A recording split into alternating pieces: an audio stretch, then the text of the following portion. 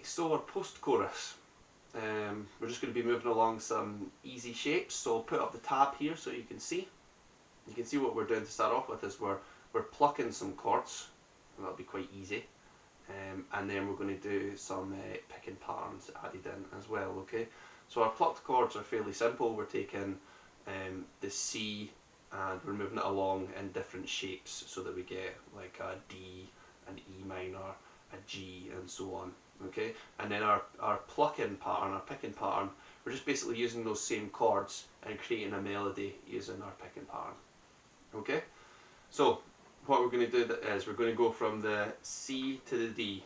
In fact, we'll start with the C, okay? And we're just going to do that. We're going to pluck the 5th, 4th, 3rd and 2nd with our thumb, index, middle and 3rd. Okay, now on that chord, what's going to happen is we're going to be, well, he'll be singing the "You cower in the corner," that bit. Okay, so we're going to play C, and then we're going to go back the way. So what's happening is we started with a C on its own, then we go back to this G over B shape that we've done in the song already, which is index finger on the 5th string, and 3rd or pinky, just depending. Pinky's a little bit easier to use here, but 3rd or pinky's fine for this, on the 3rd fret of the 2nd string. So we're going, playing the same strings again with these fingers, and then moving back along to the C. So it's and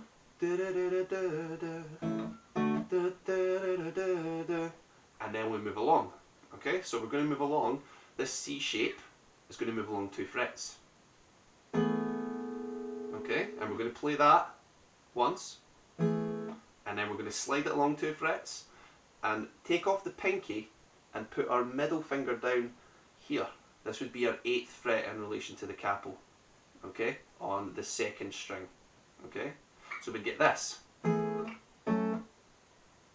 Okay, so from the start we'd have C, then G over B to C, then D to E minor, then the G chord up here. Now the G chord that we're playing is just at this 10th fret in relation to the capo, and it's the same shape as this C that we've been playing. Okay, so we play up here, and then back to the G over B,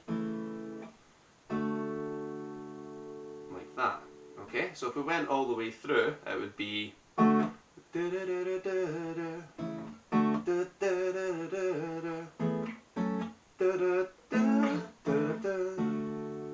okay. Once again, apologies, but hopefully this, like, the vocal thing's kind of helping you follow along with that.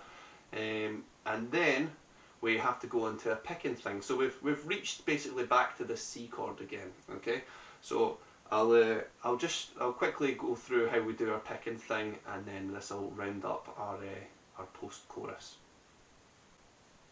Okay, so our picking pattern on our post-chorus is going to be this.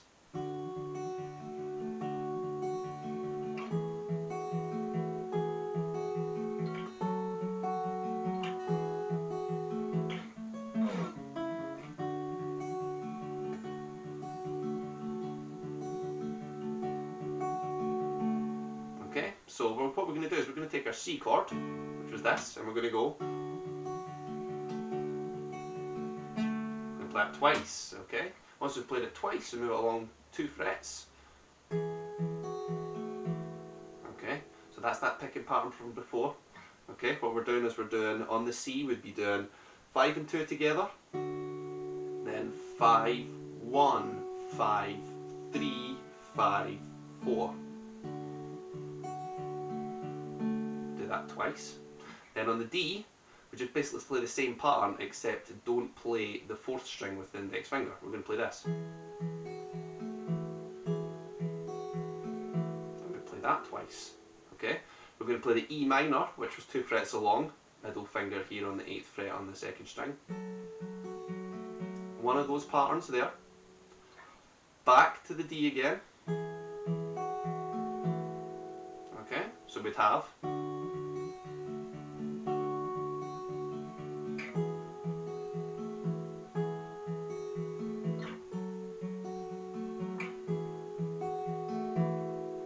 then we go up to this G, which is all the way up at the 10th fret here. Same shape as the C, remember? Shift it all the way along. We're going to do, okay, we're going to go, which is 5, 2, 5. Just, that's all it is on this one. 5, 2, 5. Back to the G over B, which is 2nd fret on the 5th string, 3rd fret on the 2nd string. Same pattern, 5, 2, 5 with the right hand fingers. So we'd have, and then we'd get back to our C chord again, and we'd play this through 4 times with our standard pattern.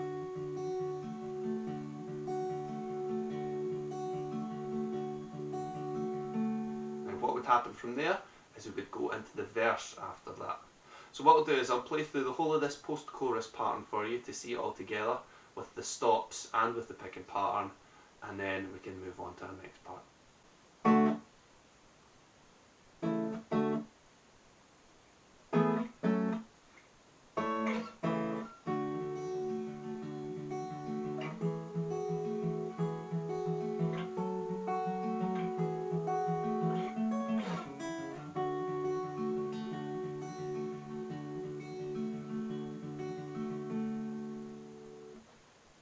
And that's how our post-chorus goes through. So hopefully you guys are finding this helpful so far. Let's move on to our next section. Okay folks, so before we get on to our last 2 sections, our bridge and our outro, what we're going to do is we're going to quickly recap a couple of the parts, because what we're going to do is we're going to actually start strumming through these parts.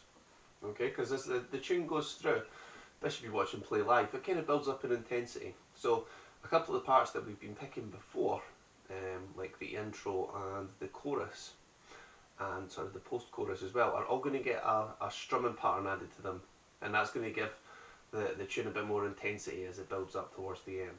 Okay, so we're going to quickly just go over those parts, just to explain the best way to go about strumming them, and let's have a little look at the first part. We're going to look at the intro here.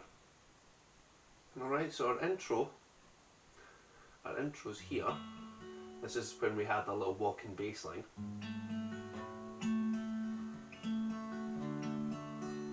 We're doing that. Okay, we're moving through like that. What we're going to do now is we're going to do a down and up strumming pattern. And the best way to do this, most people strum with their hands in different ways. Some people just use the thumb, some use just the finger. What I would tend to do is tend to go down with the fingers here, so you can use 2 fingers if you like, 1 or 2.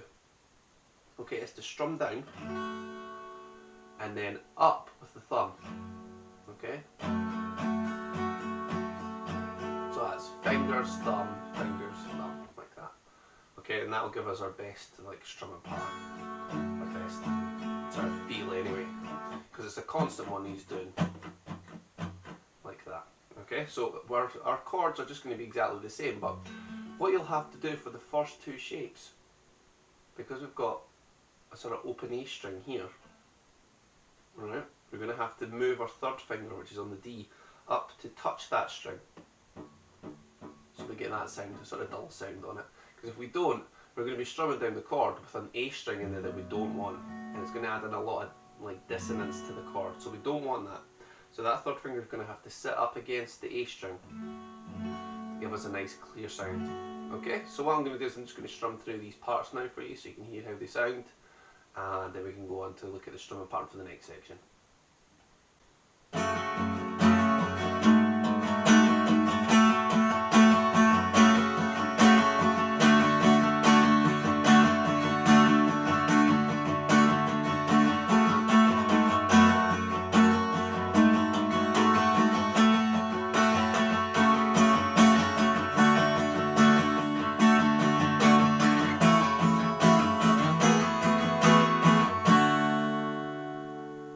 Okay, so once that intro pattern or main riff sort of thing's happened again and we've strummed it through, we'll end up on this chord, and that will give us the chorus.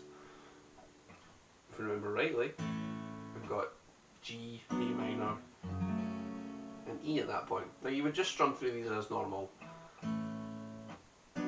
until we get to the D over F sharp one, which is this. Now on this chord we're going to start the strumming here.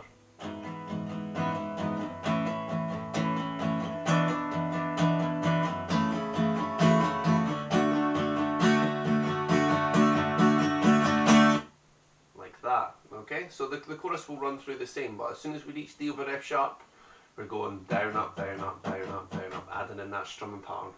Okay, and that will lead us into a little post-chorus. Okay, which will be going from C to the G over B.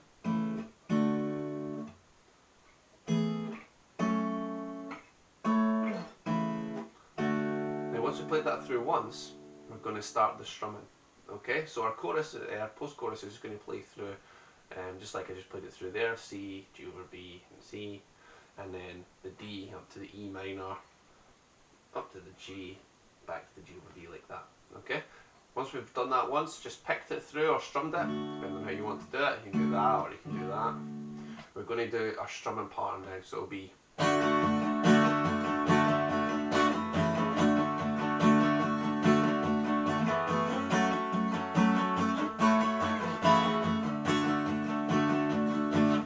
okay, so you get the idea there. You're just going to be strumming through all the chorus chords there and strum it all the way through those post-chorus chords. I'll get the sections right. You would just strum those through until we reach the last time through. So we would be going through